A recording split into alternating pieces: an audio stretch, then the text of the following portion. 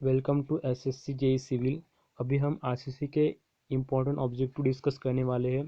जो इस वीडियो को पहली बार देख रहे हैं, मैं उनको बताना चाहूँगा कि हमने आरसीसी पार्ट ए में भी इम्पोर्टेंट क्वेश्चन को डिस्कस किया है और उसकी लिंक आपको डिस्क्रिप्शन बॉक्स में मिल जाएगी। चलो हम स्टार्ट करते हैं। और वीडियो स्टार्ट करने से पहले जो नए हैं उनको मैं बताना चाहूँगा कि आपको हमारे चैनल को सब्सक्राइब करना है। सब्सक्राइब करने के बाद आपको नोटिफिकेशन बेल आएगा। नोटिफिकेशन बेल पर आपको क्लिक करना है, क्योंकि नोटिफिकेशन बेल ही इम्पोर्टेंट है। आप जब नोटिफिकेशन बेल पर क्लिक करोगे तो आपको हमारे वीडियो का नोटिफिकेशन मिल जाएगा। जब भी हम वीडियो को अपलोड करेंगे तो आपको वीडियो मिल जाएगा। ठीक है, तो चलो हम अभी स्टार्ट करते हैं आरसीसी पार्ट बी। ठीक है, the transverse reinforcement provided at a right angles to the main reinforcement। यहाँ पे क्या बोला है कि जो कोई ट्रांसवर्स reinforcement है हम प्रोवाइड करते हैं at a right angles to the main reinforcement। तो वो डिस्ट्रीब्यूट करता है लोड, रिड्यूस करता है टेम्परेचर स्ट्रेसेस, रिड्यूस करता है श्रिंकेज स्ट्रेस। ठीक है, तो इसका आंसर होगा all the above. The next question, the amount of reinforcement for the main bar in slab is based upon। The amount of reinforcement for main bar के लिए इन slab में is based upon the maximum bending moment। इसका answer होगा maximum bending moment। ठीक है, the next question, if the effective length of 32 centimeter diameter RCC column is 4.40 meter, its slenderness ratio is। यहाँ पे effective length दिया है 4.40 metre, इसका diameter दिया है 32 सेंटीमीटर। तो हम ये जो न्यूमेरिकल क्वेश्चन है वो एसएससी जेई में ज़्यादा पूछे जाते हैं, तो हमको इसको सॉल्व करना है। तो सबसे पहले स्लेंडरनेस रेशो आपको पता होना चाहिए। स्लेंडरनेस रेशो मैंने प्रीवियस वीडियो में डिस्कस किया है कि क्या है स्लेंडरनेस रेशो। स्लेंडरनेस रेशो क्या है? स्लेंडरनेस रेशो ये लैम्बडा से मेंशन किया जाता है और इसका जो फार्मूला है वो है effective length to the least radius of the gyration. तो रेडियस ऑफ द गायरेशन क्या होगा? Is equals to under root I upon A. ठीक है, तो इसको ये दो फार्मूले का यूज़ करके हमको इसको सॉल्व करना है। तो हम इसको सॉल्व करेंगे। ठीक है, तो यहाँ पे देखो कि आपको डायमीटर दिया है d is equals to 32 centimetre. तो इसको हम मीटर में कन्वर्ट करेंगे तो 0.0032 मीटर। ठीक है, एंड इफेक्टिव लेंथ दी है 4.40 मीटर में। जब सभी वैल्यू मीटर में दी है तो मीटर में कन्वर्ट करना, यानी सेंटीमीटर में दिए तो सेंटीमीटर में, ऑप्शन देख के। ठीक है, तो चलो हम इसको सॉल्व करते हैं। तो हमारा फार्मूला क्या है? एल अपॉन के। तो के क्या है? Equals to under root I upon A. तो आई कॉलम के लिए आई क्या होगा? Pi R to the power 4 divided by 4, and A क्या होगा? Pi R square. ठीक है, ये दोनों फार्मूला आपको पता होने चाहिए, मोस्ट इम्पोर्टेंट है। देन ए दो आई और ए की वैल्यू हम पुट करेंगे के में। तो जब भी हम आई की और के में की वैल्यू पुट करेंगे तो क्या होगा? Pi R pi 1 minute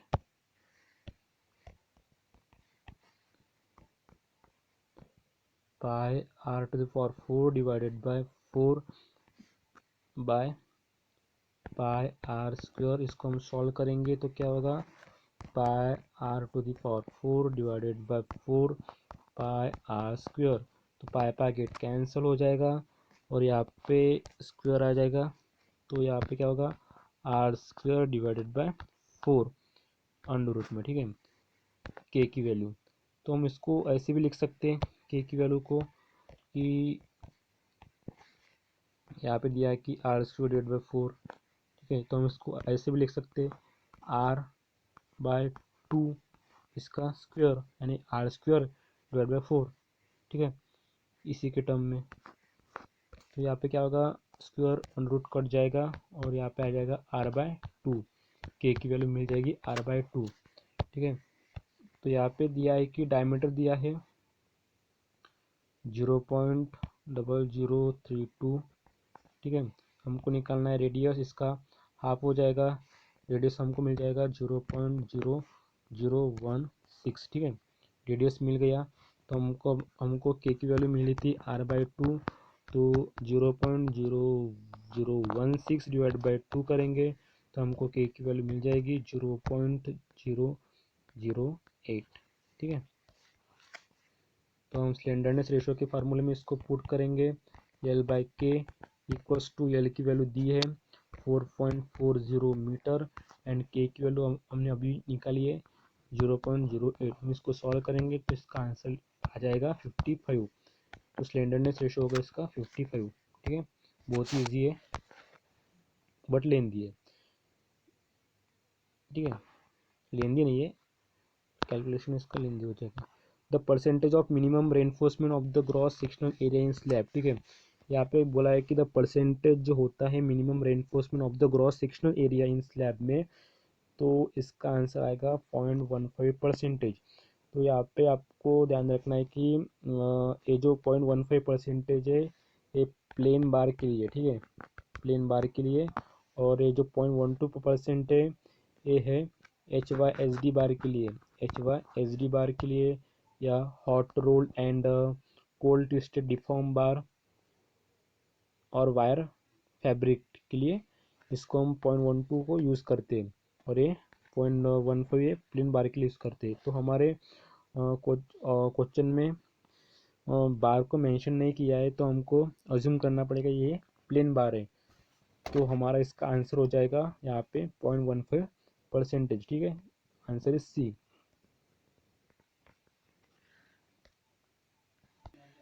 plane bar को हम बोलते हैं Fe250 और HYSD hot rolled and cold twisted और डिफॉर्म बार या वेल्डेड वायर फैब्रिक के लिए हम बोलते हैं Fe415, ठीक है। ये भी आपको पता होना चाहिए, ठीक है। देन नेक्स्ट क्वेश्चन हम देखते हैं कि ए continuous beam shall be deemed to be a deep beam if the ratio of effective span to overall depth, ठीक है। तो यहाँ पे as per IS 456/2000 clause number 29.1 page number 51 में दिया है, ठीक है। तो यहाँ पे बोला है कि एक कंटिन्यूस बीम के बारे में बोला है, ठीक है। Shall be deemed to be a deep beam if the ratio of the effective span to overall depth is, तो इसका आंसर हो जाएगा कंटिन्यूस बीम के लिए बोला है तो इसका आंसर हो जाएगा 2.5, ठीक है। ए 2.5 इज द करेक्ट आंसर। और ये 2 जो वैल्यू है ये सिंपली सपोर्टेड बीम के लिए, ठीक है। यहाँ पे दिया है पेज नंबर 51 में। चलो हम देखते हैं कि आइस कोड में 51 high strength concrete is use in prestress member, ठीक है। हाई स्ट्रेंथ कंक्रीट को यूज़ किया जाता है इन प्रीस्ट्रेस मेंबर में, तो क्या होता है, ठीक है। तो यहाँ पे दिया है कि to overcome the high bearing stress develop at the ends, to overcome the bursting stresses at the ends, to provide the high bond stress, to overcome the cracks due to the shrinkage. यहाँ पे सभी value क्या है, correct है। तो इसका answer आ जाएगा all the अबो, ठीक है। देन हम नेक्स्ट क्वेश्चन देखते हैं। A T beam behave as a rectangular beam of a width equal to its flange if its neutral axis, इसका आंसर होगा remains within the flange. A T-beam behave as a rectangular beam of a width equal to its flange if its neutral axis remains within the flange, ठीक है। The next question है the weight of the foundation. The weight of the foundation is assumed as 10% of wall weight, ठीक है। इसका answer होगा 10% of the wall weight. Then next question, the maximum shear stress in a rectangular beam.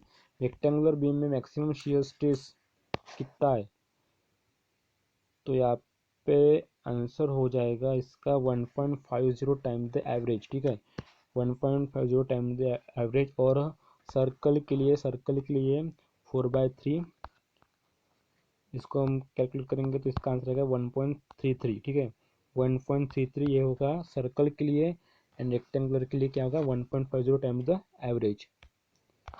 Then next question हम देखेंगे, the radius of the bar bent to form a hook should not be less than, the radius of a bar bent to form a hook should not be less than twice the diameter, ठीक है। यहाँ पे दिया है twice the diameter। R S खुरमी की जो book है, आर एस खुरमी की बुक, उसके पेज नंबर 527 में दिया है इसका डिटेल्स। और यहाँ पे हमको ध्यान रखना है कि इम्पोर्टेंट बात कि माइल्ड स्टील जो होता है, देखो कि माइल्ड स्टील के लिए हम यूज़ करते हैं twice the diameter, and for cold work steel के लिए हम यूज़ करते हैं 4 टाइम्स द डायमीटर, ठीक है।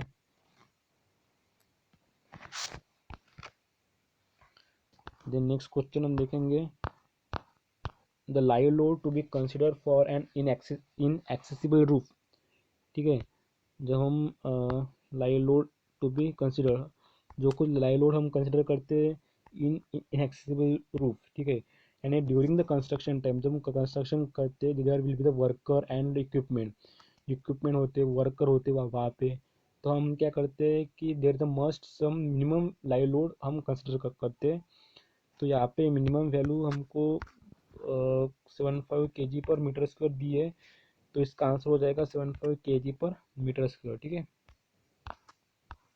देन नेक्स्ट क्वेश्चन है कि in a simply supported slab the minimum spacing of distribution reinforcement should be 4 times the effective thickness of the slab. और यहाँ पे दिया है कि सिंपली सपोर्टेड स्लैब के यहाँ पे हमको पता होना चाहिए कि जो minimum thickness of the slab होता है वो होता है 150 mm होता है। तो यहाँ पे दिया है should be 4 time the effective thickness of the slab, तो इसको हम मल्टीप्लाई करेंगे 4 से, तो यहाँ पे आ जाएगा 600 mm। यहाँ पे सभी वैल्यू दी है सेंटीमीटर में, तो इसको हम कन्वर्ट करेंगे सेंटीमीटर में, इसका आ जाएगा 60 सेंटीमीटर। तो हमारा आंसर हो जाएगा ई 60 सेंटीमीटर, ठीक है। नेक्स्ट क्वेश्चन हम देखेंगे कि if the ratio of the span to the overall depth does not exist, then the stiffness of the beam will ordinarily be satisfactory in case of यहाँ पे बोला है कंटिन्यूस नहीं, यहाँ पे बोला है कि if the ratio of the span, तो यहाँ पे आंसर हो जाएगा कंटिन्यूस बीम, ठीक है। क्योंकि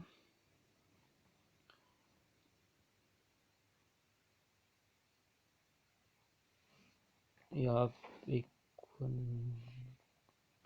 पे देखो कि span to effective depth ratio, ठीक है। तो हमको स्पैन इफेक्टिव डेप्थ रेशियो हमको पता होना चाहिए। तो यहाँ पे as per Indian standard 456 page number 37 पे दिया है, पेज नंबर 37,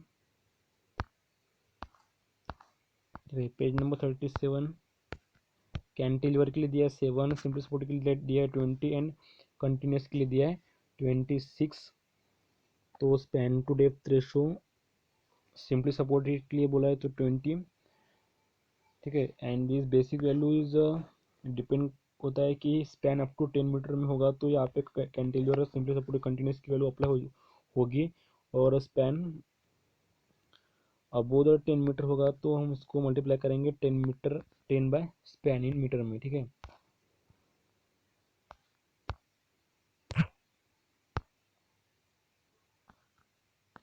इसका आंसर होगा कंटिन्यूस बीम, ठीक है।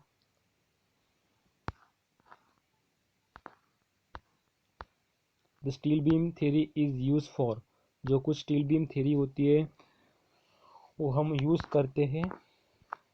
यहाँ पे दिया है कि design of simple steel beam in case in concrete, doubly reinforce beam ignoring compressive stress in concrete, beam if shear exist 4 times allowable shear stress. तो यहाँ पे इसका आंसर हो जाएगा डबली, क्योंकि स्टील बीम थ्योरी हम यूज़ करते हैं for the doubly reinforce beam ignoring the compressive stress in concrete, ठीक है। Then the shear reinforcement in RCC is provided to resist।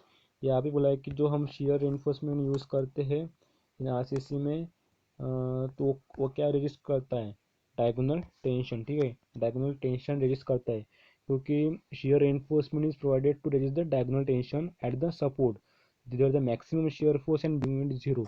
वहाँ पे क्या होता है, maximum shear force and bending moment क्या होता है, जीरो होता है। And due to this cracks develop at a 45 angle. और जो वहाँ पे जो क्रैक्स डेवलप होते हैं वो होते हैं 45 एंगल पे क्रैक्स क्या होते हैं, डेवलप होते हैं। ठीक है, तो हमने आरसीसी पार्ट ए में भी इसको डिस्कस किया है कि जो कुछ क्रैक्स होते हैं वो डेवलप होते हैं 45 एंगल पे, 45 डिग्री पे एंगल पे। ठीक है, the advantage of reinforce, last question है कि the advantage of the reinforce concrete is due to, यहाँ पे the advantage of reinforce concrete के advantages is due to monolithic character, fire resisting and durability ये भी है, and economy because of less maintenance cost and moulding in any desired shape. ठीक है, तो इसका आंसर होगा ऑल दी अबो। ठीक है, इसका नेक्स्ट वीडियो हम कल अपलोड करेंगे। And thanks for watching this video.